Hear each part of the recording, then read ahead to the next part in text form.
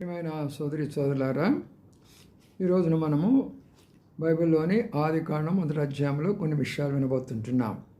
అది సృష్టి యొక్క మర్మము. ఏ గ్రంథంలో కూడా 7 దినాల్లో సృష్టి జరిగినట్లు ఎక్కడా కూడా లేదు. ఆదికాండంలోనే జరుగుతూ వచ్చింది.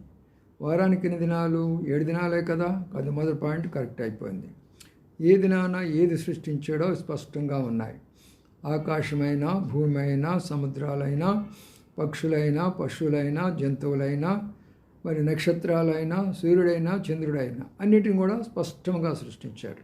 కాబట్టి ప్రియమైన సోదరులారా, ఆ సృష్టి యొక్క రహస్యము పరిశుద్ధ గ్రంథంలోనే ఉంది.